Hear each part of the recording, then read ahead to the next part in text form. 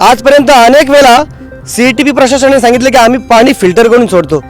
खरोखर आम्हाला देखील खरं वाटायचं, परंतु आज कोपरागावचे ग्रामस्थ काना भोईर यांनी खास होडीमध्ये आम्हाला या ठिकाणी आणण्याची व्यवस्था केलेली आहे आणि आपण पाहतात की किती पाणी या ठिकाणचं खराब आहे. खरोखर ही शुद्ध फसवणूक आहे की आम्ही पाणी फिल्टर करून सोडतो. काय सांगाल आपण?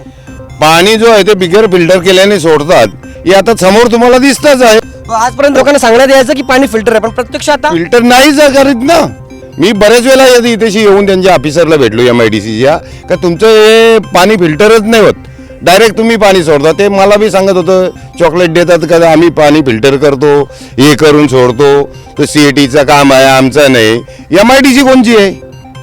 MIDC त्यांचीच आहे ना. मग ते ऑफिसर जर त्यांचं काम नाही मग इथेशी येतात कशाला? CETPची नुकतीच निवडणूक झालेली आहे आणि CETP प्रशासन बदललेलं आहे. पूर्वीच्या प्रशासनानं ज्या चुका केल्या त्याच चुका नवीन प्रशासन करत आहे, हे इथं उघड झालेलं आहे आणि यामुळे खरोखरच या ग्रामस्थांचा फार मोठा नुकसान होत आहे. आज आपण इकडे होडीनं या ठिकाणी आलो आणि तुम्हाला दिसतंय की किती भयानक परिस्थिती या ठिकाणच्या पाण्याची आहे.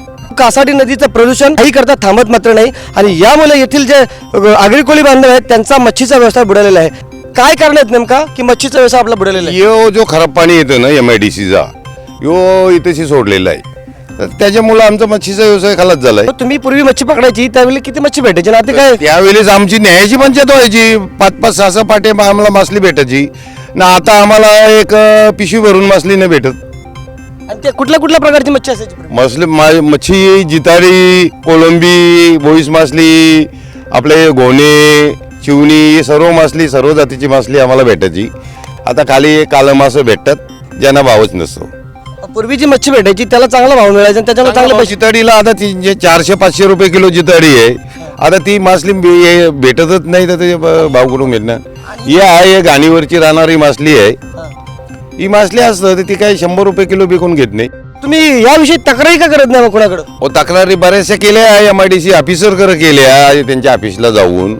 त्याच्यानंतर इथं त्यांचं ते काम थांबवलं मी, तरी सुद्धा ते सांगतात नाही ते असं करा तसं करा. ते आम्ही लाईन तिकडे चालवले, ते पाणी रेल्वेच्या ब्रिज खालीच सोडलेलं आहे रे. CETPचं प्रशासन सांगायचं किंवा MIDCचं प्रशासन सांगायचं आम्ही संपूर्ण पाणी फिल्टर करून सोडतो. फिल्टर बिलकुल नाही करीत. मी त्यांच्या ऑफिसरशी बोललो, कॉन्ट्रॅक्टरशी बोललो का तुमचं बिलकुल फिल्टर करून पाणी नाही येत.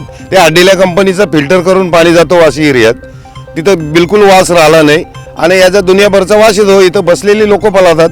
या कासाडी नदीवर किती लोक अवलंबून आहेत? कुठल्या कुठल्या गावची लोक या ठिकाणी व्यवसाय? आता नावडा, रोडपाली, कोपरा, आपला बेलपाडा, हे वाघिली आहे, कांबोटा, जुई आणि दिवाला आहे, हे सर्व लोक याच खाडीवरती आहेत. आणि दुर्दैवानं आता त्यांना ह्या घाण पाण्यामुळे मच्छी मिळत नाही असं तुम्ही मिळत नाही, बिलकुल नाही मिळत. तुम्ही विचारू शकता होडीवाल्यांना. या ठिकाणी तरुण देखील आहेत. तुम्ही लोक आपल्या वडिलोपार्जित हा जो मच्छीमारीचा व्यवसाय तो आपण आता का करत नाही? मग इथे पाणी खराब आल्यामुळे काय मच्छीच नाही भेटत, तर तो व्यवसाय काय करू? वाडवडिलांचा जो व्यवसाय आहे त्याच्यामध्ये चांगला इन्कम होतं पूर्वी, मग आता का नाही? मग तुम्हाला वाटतं आता मच्छीच नाही भेटत तर इन्कम येईल कुठून? असं आहे ना. आम्हाला पण त्याच्यात रस आहे, म्हणजे मच्छीच्या या व्यवसायात. तर आता मच्छी खराब पाण्यामुळे मच्छीच नाही येत, तर काय करायचं काय? आता थोडीफार मच्छी भेटते, ती पण या खराब पाण्यामुळे येत नाही. आता पाण्याला वास पण किती येतं, भरपूर येत आहे.